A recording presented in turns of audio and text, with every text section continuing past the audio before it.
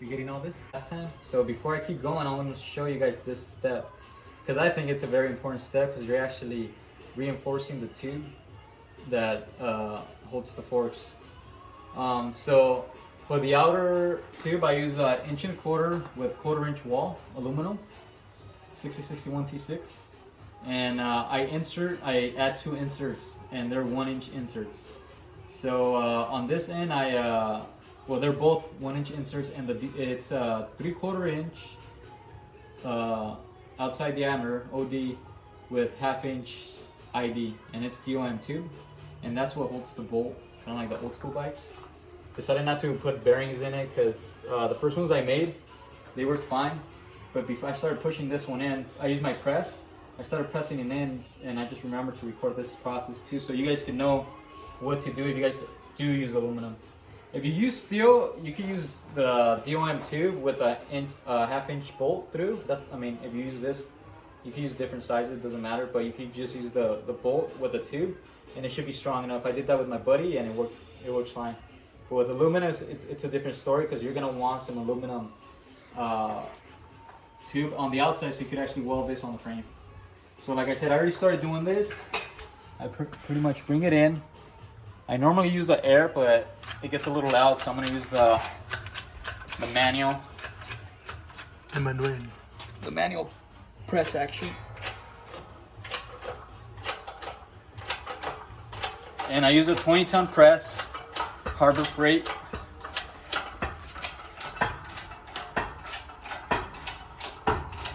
I'm gonna go all the way in.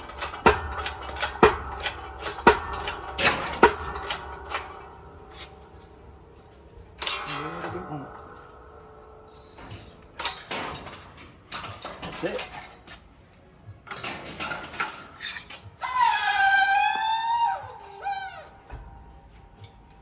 So once you have that on both ends. You can't see the inside, but normally you get a little mushroom action. It happens because since it's 1/4 inch ID on the aluminum tube, and it's 3/4 inch on the DOM, it's not the exact same size, so it does push a little bit of the aluminum in the inside. It kind of like mushrooms it. And what you want to do, the last step, is we throw it on the lathe. We put tape on here so you won't mess up your shiny tube, at least for us. And we throw it on the lathe and just run a 1/2 inch drill bit through, just to clean everything out for the tube. And that's it. That's how we do this piece. Okay, once again, I jumped on here without thinking of recording, and I welded this without showing you guys the process. But since I kind of caught myself, I'm gonna go ahead and let you guys know my technique.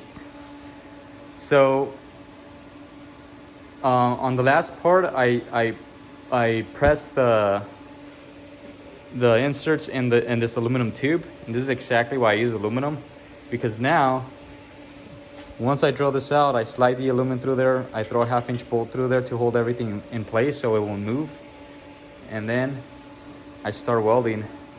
So aluminum is kind of different from any other metal, because it doesn't want to stick to itself. So little tip that I found just by learning, like I said, my welds are getting a little bit better compared to the first one that I made.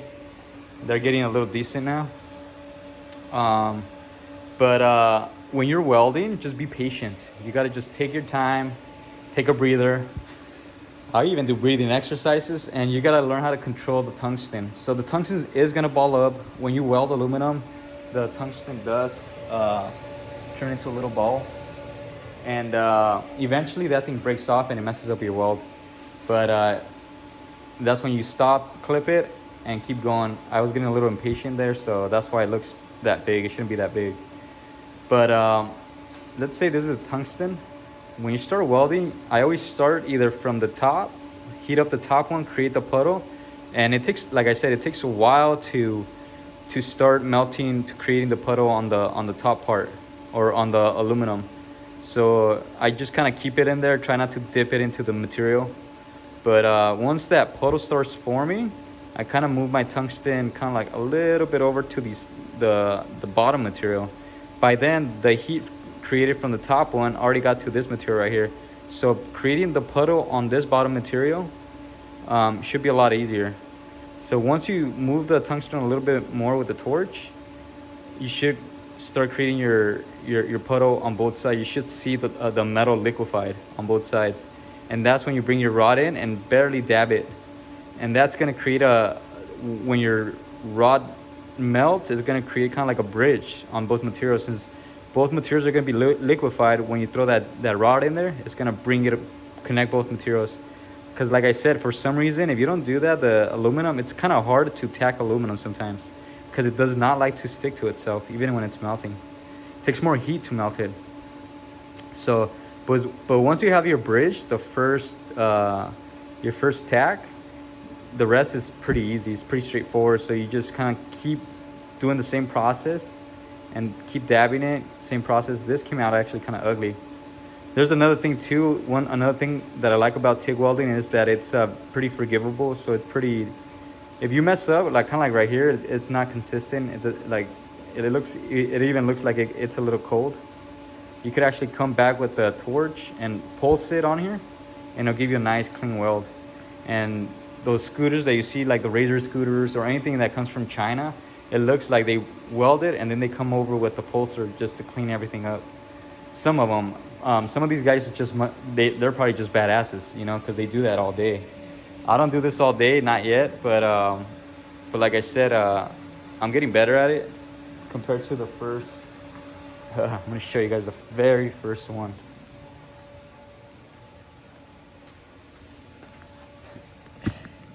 Yeah, that was my very first welds. They held, so I mean, I'm pretty. I'm pretty stoked that they're actually holding, you know. So the penetration's there. It's just that as far as the aesthetics are not there. But yeah, I got ahead of myself and started welding that top section. I'm gonna carry over with this guy right here. So this, I'm gonna move the frame a little bit up. Might have to rethink this right here because this gap's a little too big. But I am gonna bring the frame up. It's still gonna work. I just need to adjust the frame for that part right there. That jig, this bolt's keeping everything true and straight. This is giving me the distance that I need for the brake system, the sprocket system, and the tire. The only thing is that I'm probably just gonna have to loosen up the brackets that are holding the frame and bring the whole thing up so I could actually make that gap a little bit smaller. And same with this, I'm just gonna burn this right here, these 4 points. I'll probably just throw a weld right there. And then after that, pretty much that. Oh yeah, and then a cap. I almost forgot the cap. I'm still waiting for my CNC guy to bring me the numbers. I might just buy a tabletop CNC or something, because I mean it's been a pain in the butt just trying to order stuff from other people and relying on them that they're gonna bring it on time, and they eventually don't. So that's why I started actually collecting my tools so I won't have that issue. I bought that thing to do exactly that, to make these brackets and stuff, trinkets, and the other brackets that I use, kind of like the display bracket, but I can't get it to run. So I mean, it uses NC Studio, but getting the G code in there, it's a pain in the butt. So if anybody knows any programs that work with NC Studio that are either free or cheap, let me know, and that would be awesome. Because yeah, that thing uses NC Studio. I'm probably just gonna return it. I'm hoping the guy that sold it to me takes it back and just buy myself a US made router or just a plasma cutter, because I'm kind of like falling behind on builds because of that, you know, just relying on people and they don't come through with what they promise. And then it makes me look bad because then I don't come through with what I promise, and it's just, you know, a domino effect. But overall, everything's coming along. The jig's there. The freaking frames look sexy, polished. But yeah, so that's the next process. I am gonna throw some welds on here on the top, and once that's on there, it's gonna look like this.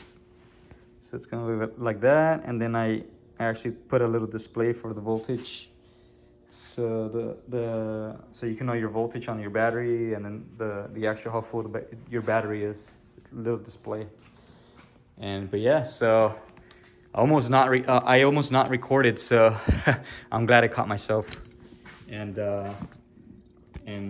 explain to you this part of the build. Sweet, man. So like I said, this is probably like a multi-part video. So this is the next part after this, and then the next part is probably going to be me actually machining the parts for the battery tray. I should have recorded myself machining these guys right here down here, but I didn't. I do have 4 more to make, so I'll probably do that. I'll machine myself doing that. And what else? I think that's it. So let me see. I don't want to cut my face because then that's gonna look funny. But yeah, and then after that, that's it. After that, it's gonna be the assembly. I told Val that we're probably gonna need another one of these. So while I'm working on the assembly for this guy, he could start either welding another frame or like keep that production going. So, but yeah, the second part's gonna be this. I'm gonna burn this right here. I don't think you guys are gonna want to stay for that. When you weld aluminum, it is pretty loud. I'm gonna show you guys. You know what? Since I'm talking about it, I have my gear. Let me show you guys how loud it is. In case you've never heard of aluminum being welded, it's different. It's a whole different animal. So you're gonna need your welding helmet, welding gear.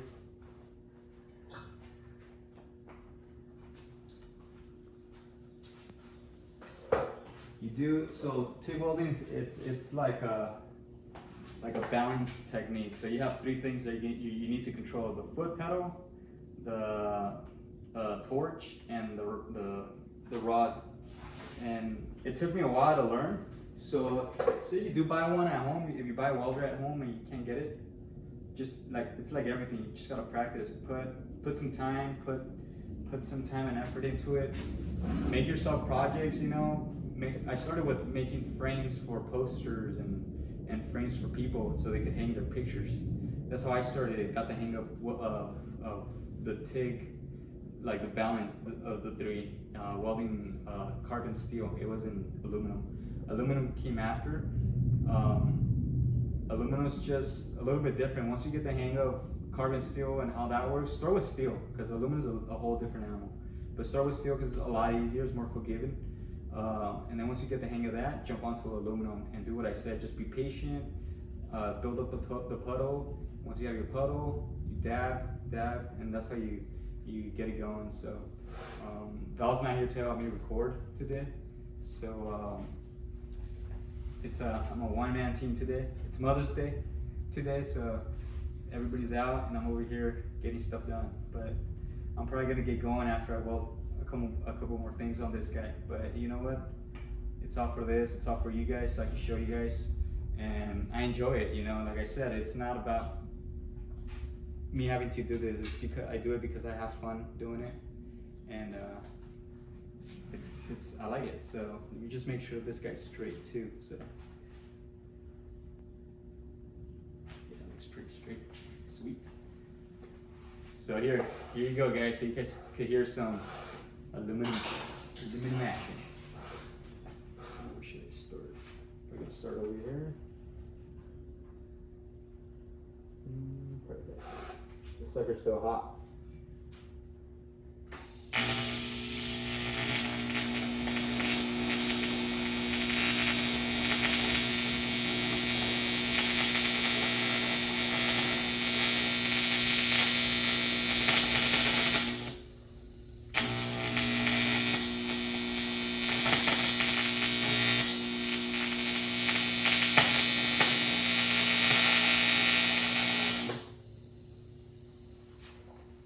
Another big thing that you got to remember is be comfortable. Like right now I'm not comfortable, and I could tell because I can control the arc, I can't control the puddle.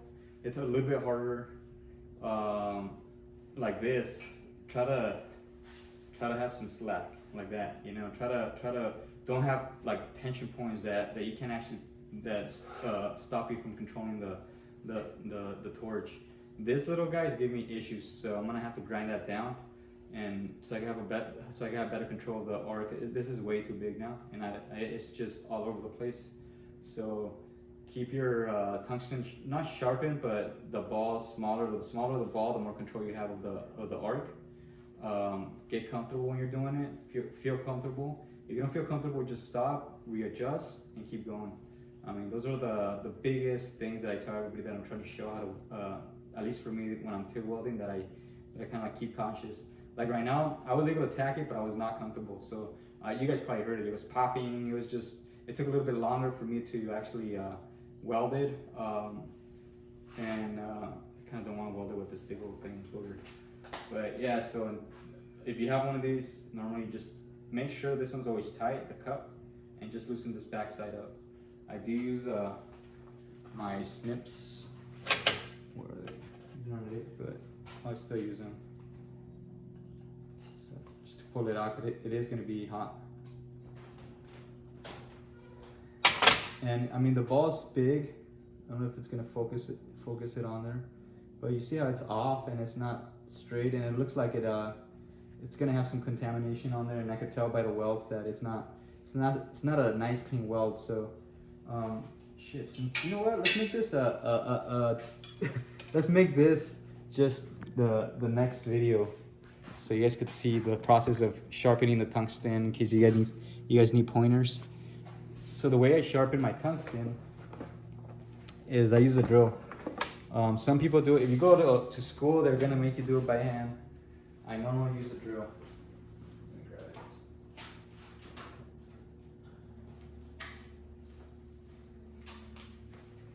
So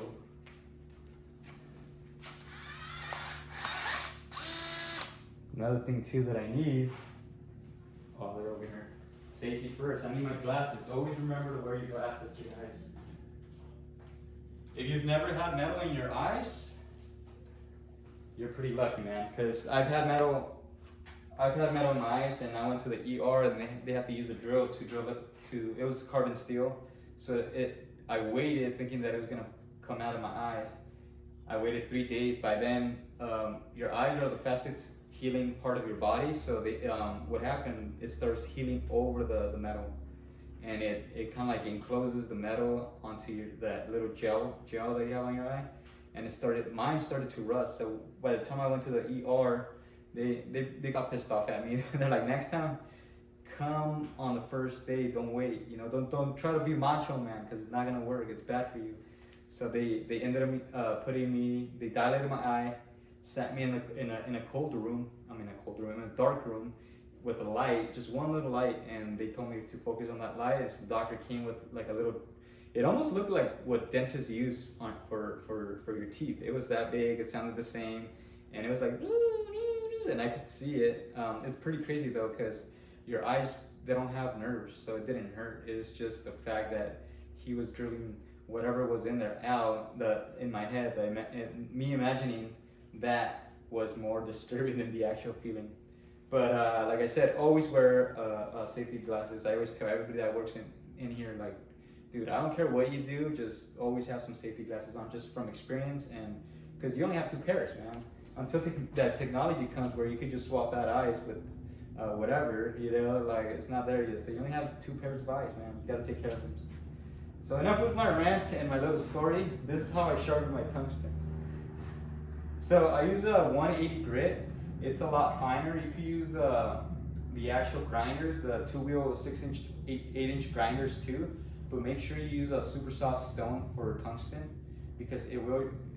The more I noticed that the finer you have your grit on the tungsten, the better it shoots the arc, and the more control you have over it. Because if you use something more coarse, like 80 grit, or like a stone that's on the grinders, the two-wheel grinders, a stone that's a lot more coarse, that's gonna create a lot of more divots on your tungsten.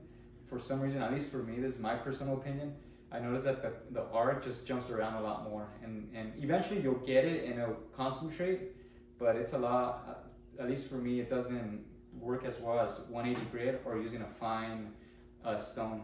And always, if it's spinning this, like say towards you, normally they're spinning kind of like towards you, always grind like kind of like facing down, because if you grind this way, it'll work too. You know what? It will work. Not with the stones, because I always grind that way and it does work. But there's always that I don't know how I do it, that it kind of like catches it and it breaks my tungsten. So just be cautious of that when you're grinding your tungsten. Don't put a lot of pressure onto it, because if it does catch, it's gonna explode. These things they're one of the strongest material in the world, but they're also brittle. If you drop it on the floor, there's that chance that it might break. They're really brittle. Because they're hard, they're brittle.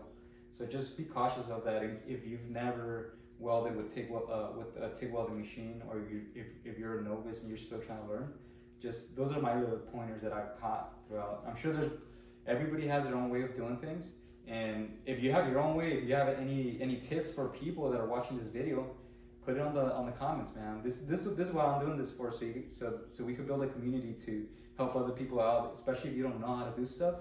There it is, man. So, and yeah, but like I said, I use 180 grit. This is my sander, and I try to like move across the sandpaper so I won't just create a dull spot in one spot. At least I could create a dull spot all the way.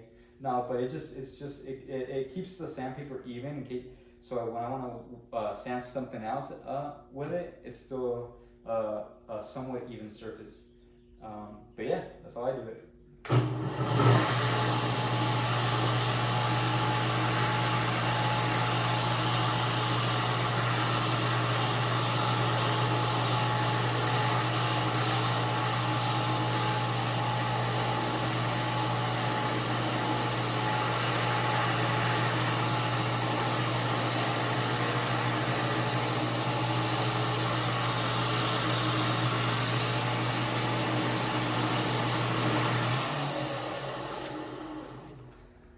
So for aluminum, you don't sharpen it. You see how focused, since I can't see the screen.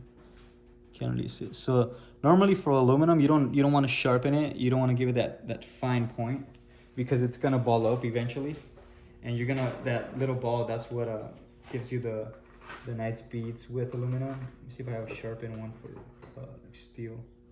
For steel, however, if you do weld steel, you're gonna want a fine point on there. So this is my and there's different tungstens as well. So for steel, I normally use the red band. For aluminum, I normally use the green band. For stainless steel, I normally use the pink band tungsten. But for anything that's steel, say like carbon steel, stainless steel, you're gonna want your point to look like that, or you can make it sharper. It depends, personal preference. Like I said, this is at this point, once you get the hang of it, it's personal preference. Whatever is better for you. But for aluminum and brass and all those softer metals, you're gonna want the ball on your tip. Hola.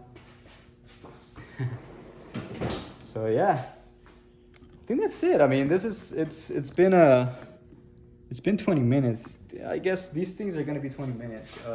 But yeah, this tutorial. That's how I welded. I mean, I gave you guys some aluminum tips, or some welding tips in case you guys didn't know, or if you're thinking about getting a welder. At least you guys, a TIG welder, at least you guys have a basic concept of how to use it. And like I said, let's build a community on the chat and on the comments. If you guys have any questions, throw them on there. And if one of you guys sees a question that you guys know how to answer, go ahead and answer it, and then let's help each other out. So, all right. Well, I'll see you guys on the next one. I'm gonna fully weld the bottom section, and get this frame pretty much ready. There's one more part that I do, and I'll show you guys on the next video, because this one's already kind of long. So, sweet. I'll catch you guys on the next one.